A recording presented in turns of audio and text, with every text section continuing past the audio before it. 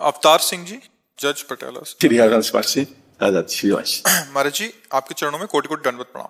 महाराज जी, आपकी अपार कृपा से ये ज्ञान हुआ, जब तक आपके पास भजन सिमरन की कमाई नहीं होगी तब तक इस संसार सागर से पार नहीं किया जा सकता। माया अपना प्रवाह जूट डालेगी। बहुत प्रयास करने के बाद भी नाम जब कुछ देर तक चलता है, फिर अचानक से छूट जाता है। महाराज जी, कृपया इन सूक्ष्म वासनाओं से कैसे मुक्ति पाएं? जैसे कि सरकारी काम करते हुए जब सरकारी कर्मचारी अपना काम ठीक से नहीं करते तो गुस्सा आ जाती है। वो गुस्सा ना चाहते हुए भी हमारा कितना अमूल्य समय नष्ट कर देता है और हम श्री जी के चरणों से दूर हो जाते हैं।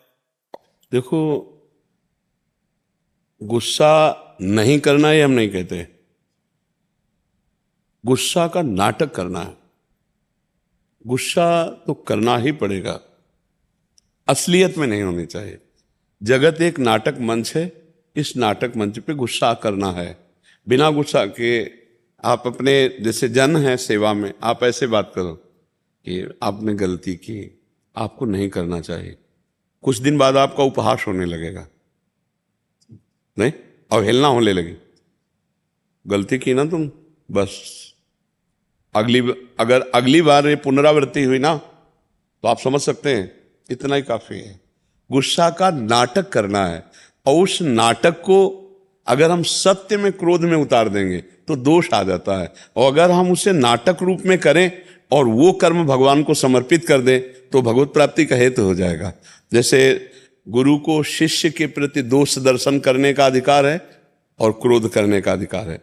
अध्यापक को विद्यार्थी के प्रति है कि वो दोष दर्शन करे, डांट लगाए, निर्दोष करे। माता पिता को पुत्र के लिए और स्वामी को सेवक के लिए।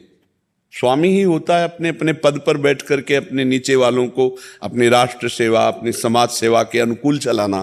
तो वो कोई दोष नहीं है, उसमें दोष बुद्धि ना कीजिए, उसमें करना ही पड़ेगा। उसमें आपको क्रोध अंदर नहीं करना, पर क्रोध का नाटक करना बहुत जरूरी है। नाटक, क्रोध का नाटक करना बहुत जरूरी है।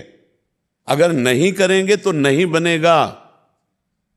राम जी बैठ गए 3 दिन उपवास करके समुद्र के आगे हाथ जोड़ के, माना भला आदमी? नहीं माना ना।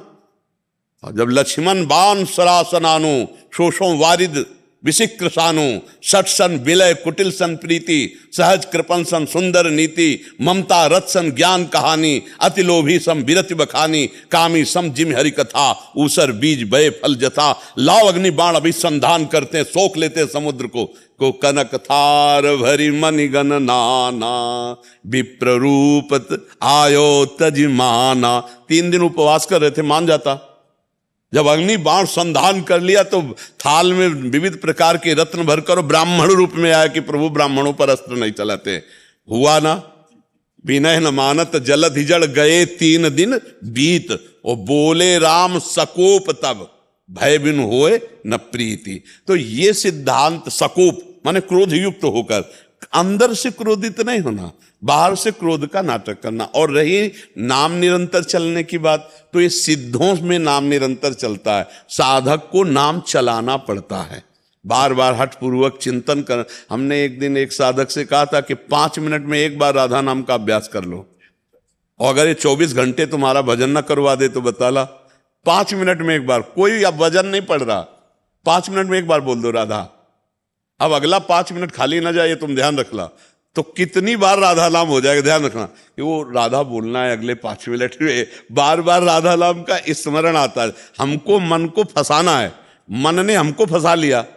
अब हम अध्यात्म की युक्ति के द्वारा मन को फंसा लेते हैं। बार बार जब हम नाम स्मरण करते हैं तो ये जो विषय स्मरण कराकर हमारा नाश कर दिया, जब से सृष्टि रची गई तब से आज तक हम कभी अपने स्वरूप को नहीं प्राप्त हुए, अपने प्रभु से नहीं मिल पाए। इसी मन ने हमें भोगों में फंसा दिया। क्या होता है, ये हमारा विषयों का ध्यान करवाता है। जब हम एकांत में बैठते हैं नाम जप करने तो भाग जाता है और गंदी बातें चिल्तर करवाता। पूर्व में भोगी हुई, सुनी हुई, या आगे भोगने की लालसा वाली, यही चिंतन कराता है, या रागात्मक या द्वेषात्मक, यही चिंतन कराता है। उससे हमको हटाना होगा। अगर हम उस ध्यान में लग गए तो नाम तो छूट ही जाएगा, और हमसे गलत संस्कार भी और नए पुष्ट हो जाएंगे। ध्यायतो विषयान पुंसांस संगास तेसु उपजायते संगास संजायते कामा कामात् क्रोधो भी जाते, क्रोधात् भवति सम्मोहा, सम्मोहा स्मृति विभ्रमा, स्मृति भ्रंशा बुद्धिनाशो, बुद्धिनाशात् प्रणश्यति। जब हम विषयों का ध्यान करते हैं तो विषय भोगने की इच्छा होती है, और जब विषय भोगने की इच्छा होती है तो वो क्रिया में बदल जाती है, और जब क्रिया हो जाती है तो हमारा सब कुछ छिन जाता है। अध्यात्म का हमारे अंदर वो सामर्थ्य नहीं रह जाती जो दिव्यता आनी चाहिए। तो जय बार हमारा मन विषयों में जाए, तय बार इसको हटाकर प्रभु में लगाना है। और इसको हटाने के लिए मेहनत नहीं करनी पड़ती, केवल जान लीजिए कि गया सो आ जाएगा। देख लेना आप, अरे ये तो गया सो आ जाएगा, राधा राधा राधा, बहुत चतुर है वो, राधा राधा 4 6 10, फिर भागेगा, फिर आपको लाना है। तो करत करत अभ्यास के जड़मत होत सुजान, रस्सी आवत जात ही सिल पर होत निशान। तो मन पे राधा नाम का निशान क्यों नहीं हो जाएगा? जब बार बार रस्सी पत्थर से घसीटती जाती है तो उसमें निशान बन जाता है। पहले कुएं में ऐसा होता था, कुआं में जैसे रस्सी घट तो उसमें बन जाता था। तो जब हम बार बार राधा राधा कृष्ण कृष्ण हरि हरि जपेंगे तो हमारा मन एक दिन पकड़ लेगा, और मन जब पकड़ लेगा तो जैसे आज हम विषय चिंतन छोड़ना चाहते हैं तो नहीं छूट पाता, ऐसे आप भजन छोड़ना चाहोगे तो भी भजन नहीं छूटेगा। तो आप उसका अभ्यास कीजिए, प्रसन्न मन से रहिए। और जब आपको किसी सेवक पर क्रोध कर, जैसे हमें भी करना पड़ता है, अब हमारे जैसे सैकड़ों नौजवान सब साधक हैं, अब अगर हर समय में ऐसे थोड़ी बात करते हैं, नहीं, मतलब हमारे यहाँ सख्त शासन है, हाँ, कि आप हाल में किसी को देख नहीं सकते, जगह जगह सीसी कैमरे लगे, सब नौजवान साधक साधिका सब पूरा। तो ऐसे ऐसे छूट हो तो सब गंदगी ना फैल जाए।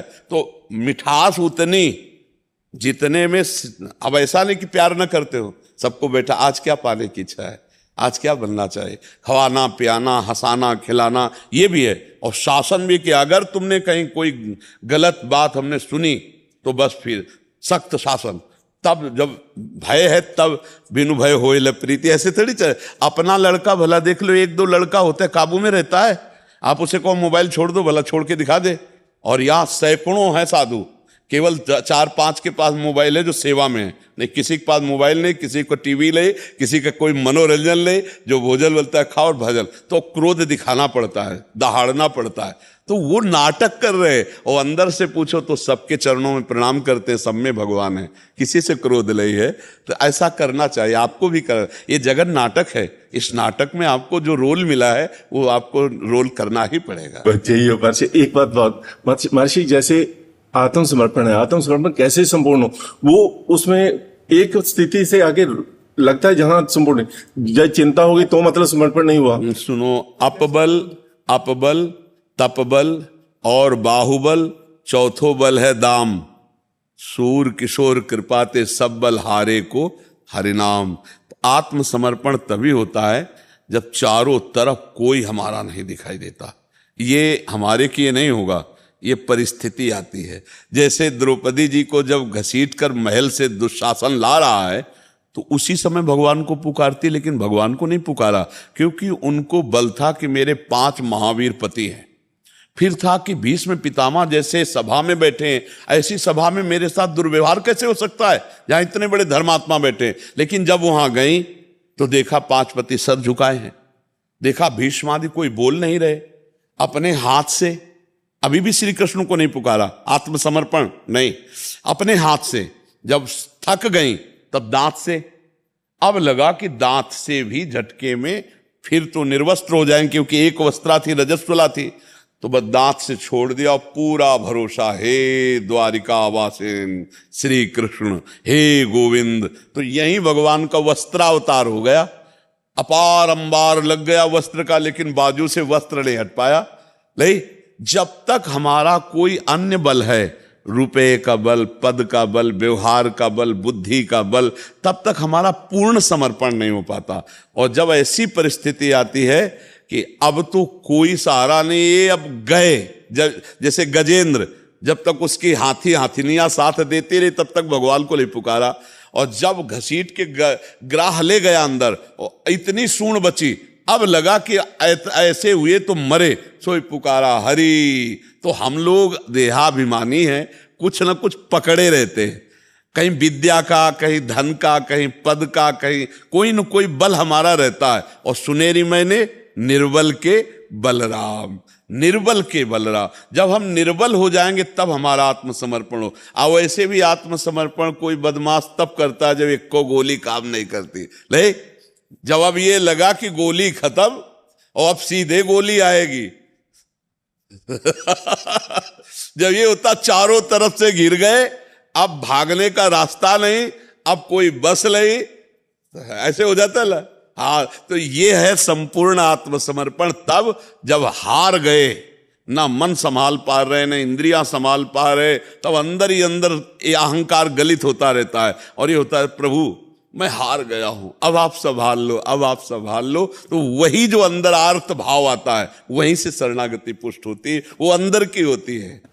सो महाराज जी आपके ऊपर तो कृपा है, क्योंकि सांसारिक सुखों के सानिध्य में रहते हुए भगवत शरणागति की प्रबल लालसा और अपने आंतरिक दोषों का बहुत सूक्ष्मता से निरीक्षण परीक्षण, ये भगवान की कृपा का ही फल है। आप पर भगवान की कृपा है, बस आप और उसे आगे बढ़ाइए और उस कृपा में डूबिए।